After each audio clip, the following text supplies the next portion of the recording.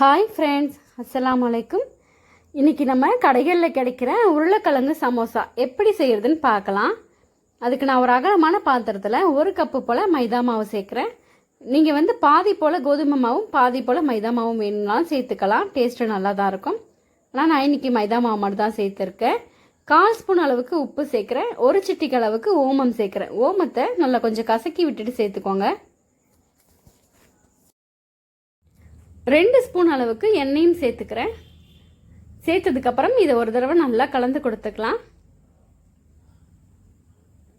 கலந்து விட்டதுக்கப்புறமா இதில் கொஞ்சம் கொஞ்சமாக தண்ணி சேர்த்து நல்லா டைட்டான மாவு மாதிரி பிசைஞ்சிக்கலாம். கொஞ்சம் லூஸாக பிசைய வேண்டாம். நம்ம சப்பாத்திக்கெலாம் நல்லா டைட்டாக பிசையும்ல, அந்த மாதிரி நம்ம பிசைஞ்சு எடுத்துக்கலாம். நமக்கு இப்போ மாவு ரெடி ஆகிடுச்சு. பாருங்கள், இந்த மாதிரி இருக்கணும் மாவு. இப்போ இதை ஒரு அரை மணி நேரம் போல் அப்படியே ஊறட்டும். நம்ம மசாலா ரெடி பண்ணிட்டு வந்துடலாம். மூடி போட்டு விட்டுருங்க. ஸ்டவ் ஆன் பண்ணிக்கிட்டு கடாயில் ஒரு 3 ஸ்பூன் அளவுக்கு நான் எண்ணெய் சேர்த்துருக்கேன். எண்ணெய் சூடானதுக்கு அப்புறமா இதில் 2 பச்சை மிளகாய் பொடிசாக கட் பண்ணிட்டு சேர்க்குறேன். மீடியம் சைஸில் 2 வெங்காயம், அதையும் பொடிசாக கட் பண்ணியிருக்கேன். எல்லாத்தையும் உள்ளே சேர்த்துட்டு கொஞ்சம் வதக்கி கொடுத்துடலாம். வெங்காயம் ரொம்ப வதங்கணும்னு அவசியம் இல்லை, ஓரளவுக்கு வதங்கினா போதும். இப்போ இதில் ஒரு 3/4 டீஸ்பூன் அளவுக்கு இஞ்சி பூண்டு விழுது சேர்க்குறேன். 1/4 ஸ்பூன் அளவுக்கு நான் உப்பு சேர்க்குறேன். நம்ம ஏற்கனவே மாவில் உப்பு சேர்த்துருக்கோம். மசாலாவுக்கு தேவையான அளவுக்கு மட்டும் உப்பு சேர்த்துக்கலாம். கொஞ்சமாக கருவேப்பிலையும் கொத்தமல்லி இலையும் சேர்த்துக்கலாம். இஞ்சி பூண்டோட பச்சை வாசனை போகிற வரைக்கும் கலந்து கொடுத்துருவோம். 2 நிமிஷம் வதக்குனதுக்கு அப்புறமா இதில் நம்ம மசாலா சேர்த்துக்கலாம். 1/4 ஸ்பூனுக்கும் குறைவாக மஞ்சத்தூள் சேர்க்குறேன். 1/4 ஸ்பூன் அளவுக்கு தனி மிளகாய் தூள், 1/4 ஸ்பூன் அளவுக்கு கரம் மசாலா சேர்த்துட்டு நல்லா ஒரு தடவை வதக்கி விட்டுருவோம். மீடியம் சைஸில் 3 உருளைக்கிழங்க இந்த மாதிரி நான் வேக வச்சு மசிச்சு வச்சுருக்கேன். அதையும் சேர்த்துக்கிட்டு இந்த மசாலாவோட நல்லா கலந்து கொடுத்துடலாம். பச்சை பட்டாணி இருந்தாலும் இதில் சேர்த்துக்கலாம். என்கிட்ட இன்றைக்கி இல்லை, அதனால் நான் இப்படியே விட்டுட்டேன். இப்போ நமக்கு மசாலா ரெடியாக இருக்குது. ஸ்டவ் ஆஃப் பண்ணி விட்டுட்டு இதை நல்லா ஆற வச்சிடலாம்.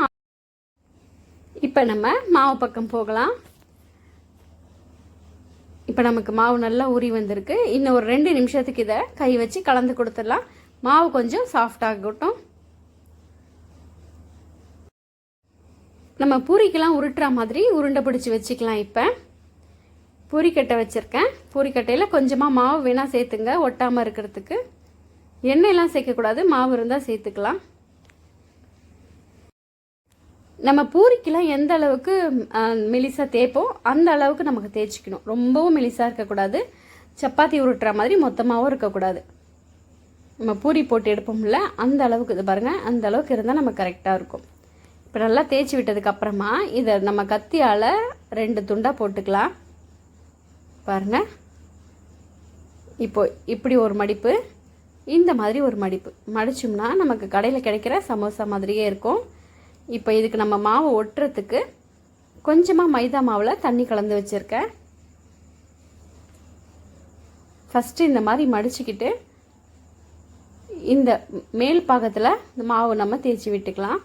அப்புறம் இந்த மாவு இந்த பக்கத்துக்கு இந்த மாதிரி தேய்ச்சி விட்டுக்கிட்டா இதை எடுத்து இந்த பக்கம் ஒட்டுறதுக்கு நமக்கு கரெக்டாக இருக்கும். அவ்வளோதான். இப்போ இதுக்குள்ளே நம்ம மசாலா வச்சுக்க போகிறோம். எந்த அளவுக்கு மசாலா இதில் கொள்ளுதோ அந்த அளவுக்கு நம்ம வச்சுக்கலாம். மசாலா நல்லா ஆறிடுச்சு எனக்கு. நான் இப்போ ஒரு 1.5 ஸ்பூன் அளவுக்கு மசாலா வைக்கிறேன். எனக்கு இது கரெக்டாக இருந்துச்சு. இப்போ இங்கே ஓரங்கள்லேயும் நம்ம இந்த மாவு தேய்ச்சிக்கலாம். அப்போ தான் நல்லா ஒட்டிக்கும். நம்ம எண்ணெயில் பொரிச்சு எடுக்கும்போது கூட மசாலா வெளியில் வராத சூப்பராக இருக்கும். அவ்வளோதான். இதை இந்த மாதிரி ஒட்டி விட்டுற வேண்டியது தான். பாருங்கள், கடைகளில் கிடைக்கிற அதே உருளைக்கிழங்கு சமோசா மாதிரியே இருக்குல்ல. இது மாதிரி நம்ம எல்லாத்தையும் ரெடி பண்ணி வச்சுக்கலாம். எண்ணெயில் போட்டு எடுக்க ஈஸியாக இருக்கும்.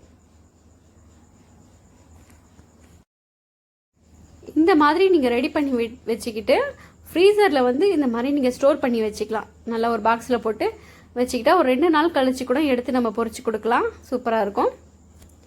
இப்போ நான் ஸ்டவ் ஆன் பண்ணிக்கிட்டு எண்ணெயை நல்லா சூடு பண்ணிவிட்டேன். எண்ணெய் சூடானதுக்கப்புறம் அடுப்பை வந்து கொஞ்சம் சிம்மில் வச்சுக்கோங்க. இப்போ நம்ம 2 மட்டும் தான் சேர்க்குறேன். நான் சின்ன கடாய் வச்சுருக்கிறதுனால நான் 2 சேர்க்குறேன். நீங்கள் பெரிய அகலமான கடாய் வச்சுருந்தீங்கன்னா ஒரு 4 கூட சேர்த்துக்கலாம். ஒரு பக்கம் நல்லா செவந்ததுக்கப்புறம் இன்னொரு பக்கம் திருப்பி போட்டுக்கலாம். எல்லா பக்கமும் ஒரே கலரில் ப்ரௌனாக ஆனதுக்கப்புறமா நம்ம வெளியில் எடுத்துடலாம். நம்ம உள்ள மசாலா ஏற்கனவே வெந்தது தான் நம்ம ரெடி பண்ணியிருக்கேன். இந்த வெளியில் இருக்க மாவு மட்டும்தான் வெந்து வரணும். இப்போ நான் வெளியில் எடுத்துடுறேன். நான் எல்லாத்தையுமே போட்டு பொரிச்சு எடுத்துட்டேன். எல்லா சமோசாவும் சூப்பராக ரெடி ஆயிடுச்சு நமக்கு. அப்படியே கடைகளில் கிடைக்கிற அதே உருளைக்கிழங்கு சமோசா மாதிரியே இருந்துச்சு. வெளியில் நல்லா முறுமுறுன்னு உள்ள அந்த மசாலாவோட சேர்த்து சாப்பிட்றதுக்கு அட்டகாசமாக இருந்துச்சு. எங்கள் வீட்டில் பெரியவங்கலேருந்து சின்ன பிள்ளைங்க வரைக்கும் விரும்பி சாப்பிட்டாங்க. கொஞ்சமாக கெச்சப் இருந்தால் வச்சு சாப்பிட்லாம், இல்லைனாலும் பரவாயில்ல, வெறுமனே சாப்பிட்றதுக்கு அவ்வளோ ருசியாக இருந்துச்சு. கண்டிப்பாக நீங்கள் ஒரு தடவை இந்த மாதிரி ட்ரை பண்ணி பாருங்கள். ட்ரை பண்ணி பார்த்துட்டு எப்படி வந்துச்சுன்னு கமெண்ட் பண்ணுங்கள். தேங்க்யூ.